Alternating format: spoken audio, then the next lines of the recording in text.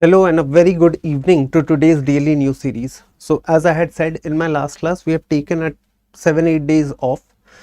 In fact, I had taken a 7-8 days off, but those lectures would be available to you if you join the Telegram group. I'll be sending you a few links for especially the classes which we have missed. However, during the sessions which we will take from now onwards, I will be making sure कि जो पिछले एक हफ्ते में जिसका background अगर किसी news का लास्ट 1 वीक to 10 days में आया है, I will make sure that we are covering it here so that we will cover most of the syllabus. Some sessions in the coming week might be a bit longer due to that. So let us quickly look at the news which we have for discussion today. Now, the first is the scheme which is essentially replacing the landmark Manrega Act. Now, why this bill was introduced? What are its features? And basically, what changes after this particular VB Gram G bill is introduced. This is a very important topic as far as your mains answer writing is concerned, and moreover this is very important from your prelims perspective, especially the changes. तो जो changes है उसको prelims के angle से देखेंगे और जो perspective है कि इसके major criticism क्या है, तो that is what we will be exploring it from the lens of UPSC mains.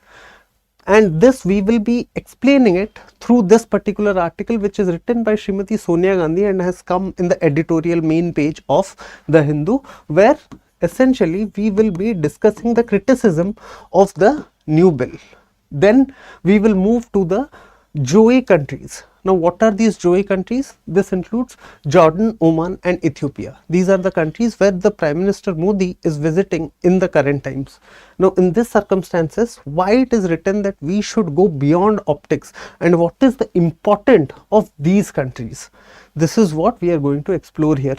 Then the most important topic, as I tell again and again in my offline classes as well, India-Africa relations is very critical each and every year. And this article talks about the strategy which India should employ to develop its relations with Africa. And then finally, we are going to talk about the center's response on the Aravalli Hill issue. Now, what is the Aravalli Hill issue? This is what has come in the past 1 week, and we are going to touch upon the important points which have emerged in many editorials last week. So with that, let us start with today's session. If you want to join my channel, connect with me, discuss anything regarding your strategy, come and meet me in the office, you can just scan this particular Telegram channel code and ping me regarding any doubts you have regarding your UPSC preparation. So let us start with the first article. Now, President Draupadi Murmu on Sunday gave assent to Viksit Bharat Guarantee for Rozgar and Ajivika Mission Gramin. That is, short में बोला जा रहा है VVG Ramji bill. Now, this bill is very significant because it replaces the Mahatma Gandhi National Rural Employment Guarantee Act or the Manrega Act, which was obviously enacted by the erstwhile Congress government, and it essentially provided right-based livelihood to the citizens, especially in the rural areas. Now, what are the changes that have been introduced in the bill and what are some of the key features? Let us first discuss that, then we will move into the various dimensions on this particular issue. Now, if I say this particular bill, now the assent was given on Sunday. Now, this again also tells a lot of things because a lot of bill hangs without getting assent. However, a certain sense of urgency was seen when an assent was being given to such a landmark legislation. Now, the first primary difference which arises between Manrega and VVG Ramji bill is, while Manrega focused on local level works, एक particular village में या फिर एक particular district में it focused on specific works. However, the goal of the new bill is more towards outcome oriented. Now, how it intends to be outcome oriented? Because the bill clearly mentions the core focus areas which this particular bill is going to be focusing upon. Now, those core focus areas are important for you to remember, not just for writing mains answer, but also if a question emerges in your prelims. Now, what are those 4 focus areas? First is water scarcity, core rural infrastructure, livelihood related infrastructure, and extreme weather mitigation. So now the one basic change which is clearly evident here is that previously, while the works were mainly decided on the basis of local conditions, ground conditions, now it is a more top down approach, where what works are going to be held, the dimensions of works has already been decided. So this can be the first element of criticism. Then the second major element of criticism which has arisen is with respect to funding. Funding में क्या change आया है? We have to see previously how Manrega was funded. This is again very important for you to understand this aspect. Previously, all the wages which was provided under Manrega were funded completely by the center, while administrative expenses ka 25% was provided by the states. So on an average agar dekhe, during the times of Manrega, an average of 90% of the funding was provided by center, whereas rest 10% came from states. However, the new bill changes this into a funding pattern of 60:40, where the center has to pay 60% of the funds, while it mandates the state to provide 40% of the funds.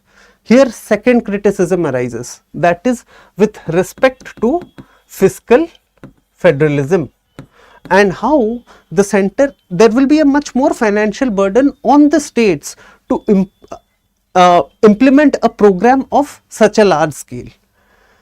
Other than this, if we further deep dive into what are the parameters that have changed from Manrega to VVG Ram and why it matters, this particular table is more than sufficient for you to answer any question regarding this particular landmark legislation. Now, what are the parameters if we see which has changed? First is the nature of scheme. Now, Manrega was a rights based law. Rights based law matlab it was the role of the state to provide a guarantee for work in a particular region, and this followed Article 41, which essentially mandates the state to ensure right to work of the citizens. Whereas in the new VVG Ram bill, it more focuses upon mission mode program, and there is a limitation of how much budget is getting allocated. Now this is important because earlier it was more about asking for work, and it was created by a legal obligation जो कि MNREGA act provide करता था. But now availability of work or giving them job security purely depends upon budgetary allocations.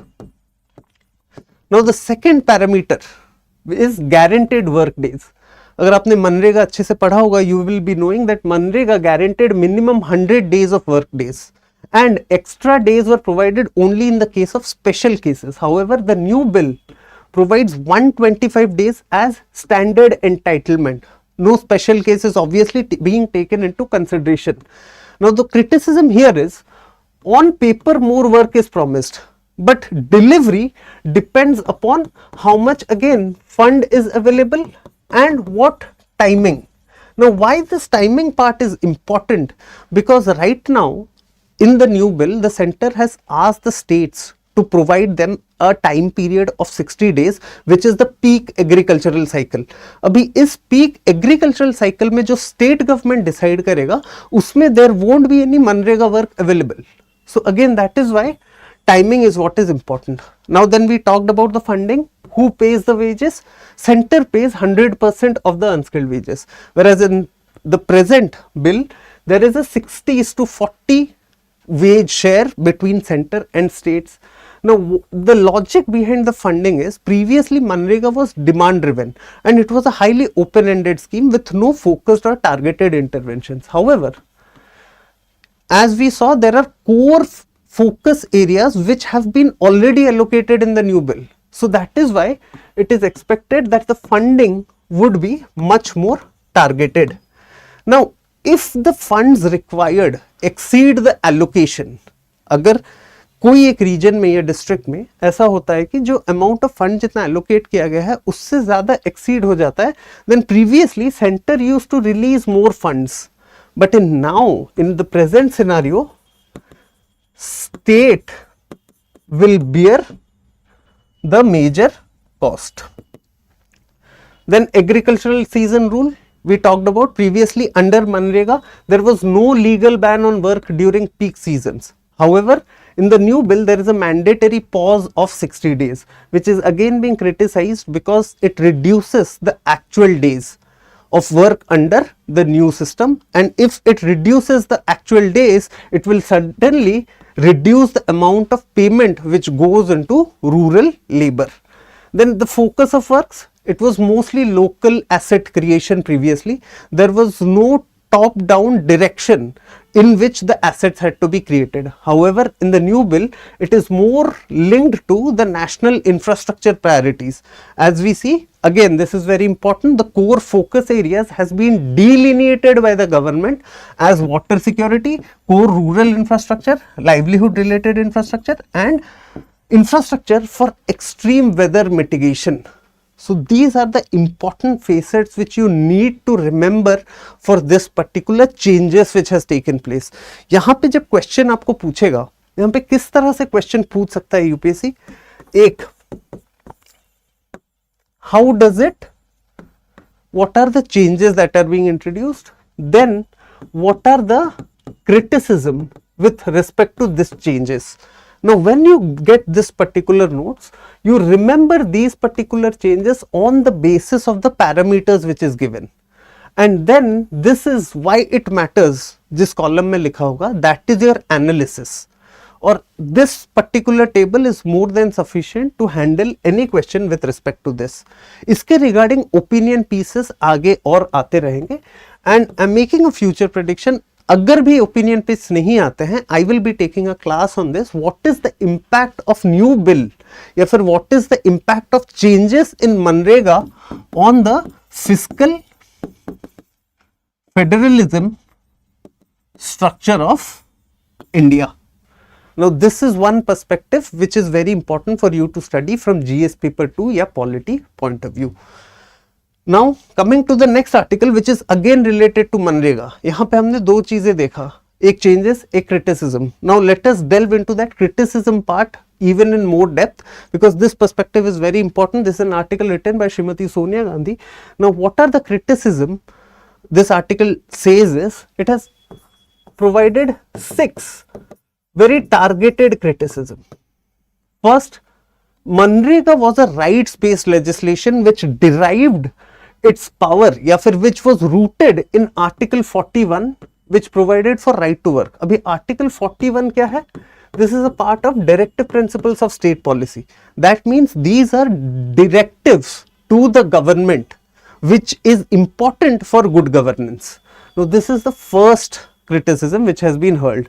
Now the new law is seen as destroying the very idea of this particular legal guarantee, because it replaces this legal guarantee with bureaucratic permissions. ये ऊपर से ही decide होगा कि कौन सा project complete होना चाहिए, कौन से प्रोजेक्ट पे वर्क होना चाहिए या नहीं. And second, it depends upon the budget ceilings. Budget ceilings become even more critical, because अगर एक्स्ट्रा कॉस्ट भी आता है, फर्स्ट तो स्टेट को 40% ऑफ द फंडिंग करना पड़ेगा. अगर कॉस्ट एक्सीड होता है, that extra cost has to be again paid by the states. Second, it criticizes that the Manrega Act has been demolished in stages, and this is not a sudden or well thought out reform, because it situates the bill with a long term pattern. क्योंकि पहले से ही budgetary tightening हो रहा था इस particular scheme का.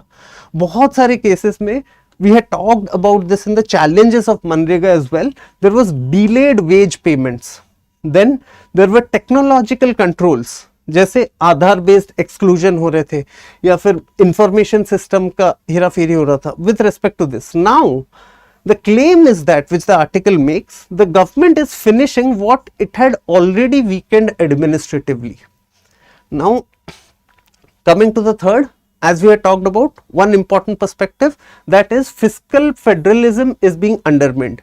The major concern is the shift of financial burden to states, that is from 90:10, that was center dominant funding, to 60:40, and states must pay for work beyond central allocations या फिर if it exceeds the cost.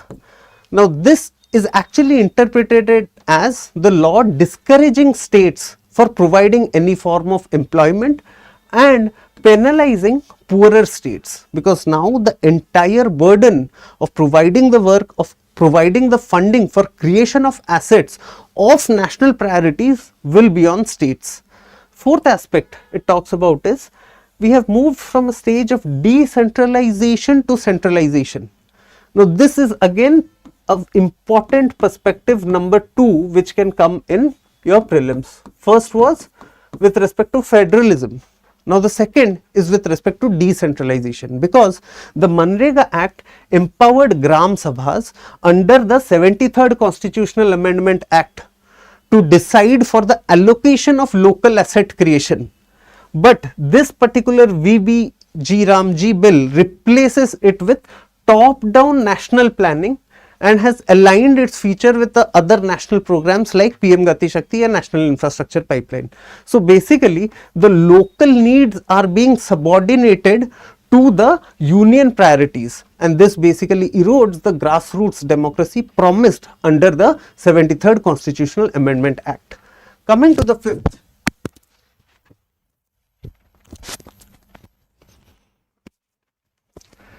that is labor market and wage suppression. Now what this basically does is, Manrega over the period of years has been credited with a number of successes. जैसे if मैं बोलूँ, this has increased the rural bargaining power because they have been provided with more finances, with more economic, which has actually increased their bargaining power in case of socio-political decision making.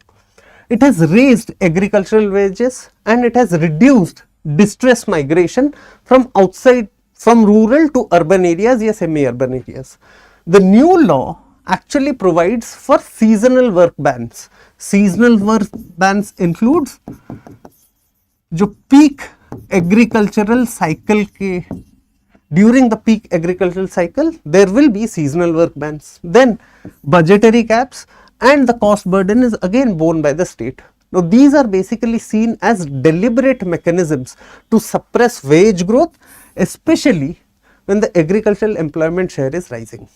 And finally, this is considered as a part of a broader constitutional roadblock, because this moves, इसमें actually this is the sixth point, you can consider it as a more of a political positioning, but the initial 5 points is something which you need to take from this article and note it down, क्योंकि इस particular bill पे question आना तय है. So with that, we'll move to the next topic, which talks about beyond the optics. Now what is the context of this article is, the article says India must move beyond symbolic diplomacy and articulate a coherent vision for a shared global order, especially across the global south. Now ये basically बात क्या करता है कि we want to position ourselves as champions of global south, take up the issues which affects the developing countries, which affects the global south, and bring it at a world stage. In these circumstances, it is important for India not to rely just on transactional diplomacy, not just to see कि अभी के time में हमें क्या क्या ज़रूरत है, but we should move more towards a principled diplomacy. What does principled diplomacy means? Our जो the principles of India हुआ, जैसे democracy हुआ, rule of law हुआ, open market हुआ, national priorities हुआ, तो we should consider making a long term plan, and based upon that philosophy we should move ahead. This is the entire crux of the article. Now why this article has been brought forward now? Because Prime Minister Modi has gone for a 3-nation visit to Jordan, Ethiopia and Oman. कोई आपको UPSC में ये question नहीं पूछेगा कि India Jordan का relationship बोल दो, या इंडिया इथियोपिया का रिलेशनशिप बोल दो, या इंडिया ओमान का रिलेशनशिप बोल दो। यहाँ पे क्वेश्चंस अगर आएंगे तो ये इस बेसिस पे आएंगे कि what is the impact of such countries in the overall region. आपको ये वाला एंगल समझना है, ये बेसिकली एक पॉइंट ही रहेगा। बट जब आपको इंडियाज फॉरेन पॉलिसी के बारे में बात करना है, जब आपको इंडिया के प्रिंसिपल्ड डिप्लोमेसी के बारे में बात करना है rather than transactional diplomacy, this is where this article becomes important. The two terms which you need to take for your UPSC from this particular article is transactional diplomacy versus principled diplomacy. Now, transactional diplomacy means the diplomacy which is based upon short-term gains, whereas principled diplomacy is rooted in values of the Indian foreign policy and focuses more on the long-term vision. Now, this is the entire news. Now, why this visit is important or crucial in the present times? Because this visit occurs amidst a lot of global tinkering which is going on. That includes a fragmented global order, West Asian Gaza conflict, and India's aspiration to lead the global south and become the chairman at the upcoming BRICS summit. जो यहाँ पे core critique है India's approach का, that says that diplomacy risks remaining optics driven as in focusing upon short term goal जब तक हम कुछ changes नहीं करते. Now, what are these changes the article talks about? First, India clearly reiterates its principled positions to all sides. जैसे बहुत सारे situations में India does not take a particular stand. Now, this article says that India should be taking more of a deliberate and open stance on issues of global interest. Then second, it aligns economic, political and moral messaging, and silence or ambiguity further weakens India's claim of normative leadership in the global south. This is what the entire article basically is. अभी economic and developmental diplomacy के बारे में काफी सारे points दिए गए हैं with respect to Oman, Jordan and Ethiopia. You need to know a few one or two points. We will quickly go through the points. ये डायरेक्टली आने नहीं वाला, आप इसको एग्जाम्पल की तरह, डेटा की तरह अगर कुछ याद रख पाओ तो रख लेना. First, with Oman, we have enhanced our economic partnership to a SIPA level of agreement, Comprehensive Economic Partnership Agreement. Now, India-Oman trade has doubled to $10 billion and Oman is the gateway to broader Gulf countries के साथ trade integration के लिए. That is why increasing economic diplomacy with Oman is critical. Then second, you have Jordan. Now, cooperation agreements have been signed with Jordan in the field of renewable energy and water management. And with Ethiopia, we have launched a strategic partnership with focus majorly upon trade, technology and knowledge exchange. Now, this is important, Ethiopia, because this is where the African Union's headquarters is situated. So, now moving to the next article, again related to Africa. Remember, for your mains or even for prelims, anything that is related minutely to Africa, directly or indirectly, becomes a direct probable question. Now, this is again one such article where it talks about unlocking the potential of India-Africa economic ties. Now, India-Africa are basically going through a new economic phase. Now, this new economic phase is demarcated by first uncertainty in the Western markets due to various reasons. First, role of USA, the increasing tariffs, increasing protectionism, rise of minilateralism, minilateral organizations. Then, along with the rising global uncertainty, what you have is Africa is rising as an economic power. Now, this might be due to various reasons. Some of the major reasons include China coming into Africa and investing heavily, interest of global powers in the resources of Africa, Africa itself trying to diversify its economy beyond natural resources through exploitation of potential of its tourism features, जैसे example की तरह. Now, in this context, the article says India should move ahead with its relationship with Africa beyond transactional trade, and it should look for strategic depth. Now, what does this strategic depth basically mean is, transactional तब होता है जब खाली पैसे का लेन देन हो, you are buying something, buying commodities, selling your goods etcetera. But when you're talking about strategic depth, it also brings in the political factors, the social factors. अब वहाँ पे health और education के लिए क्या कर रहे हो? What India is doing in the cultural aspects to develop people-to-people ties between India and Africa. This is what the article basically talks about in its entire ambit. Now, in the recent times, India has actually done a lot of stuffs to move ahead in this strategic depth direction with Africa. That includes Namibia and Ghana में visit by PM Modi. Then again, as we saw, Ethiopia के साथ we are moving into a level of strategic partnership. Further, India also supported African Union's permanent membership in the G20. So this is the present context, and this is what India is doing. So in this context, it becomes important to further go into depth and understand why Africa matters. Africa matters for two specific points. First, तो जो article में दिया गया है, and the second part is what we know about Africa beyond this particular article. So let us first understand why Africa is important from the context of this particular article.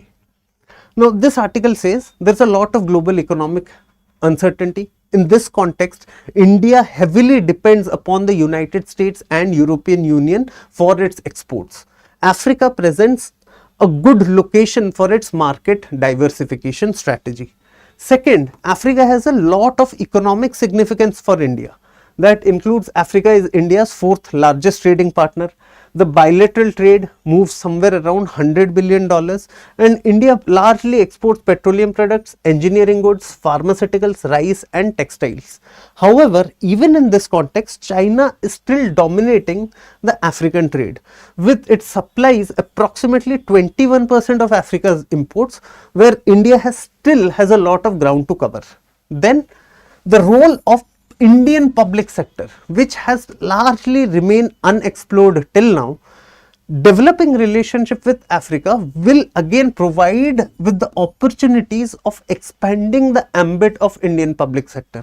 Now, public sector of India can lead especially in a few sectors like the manufacturing, agro-processing, infrastructure, renewable energy and critical and emerging technologies. So, there is some amount of synchronicity between India's national priorities and what Africa can offer as a strategic partner.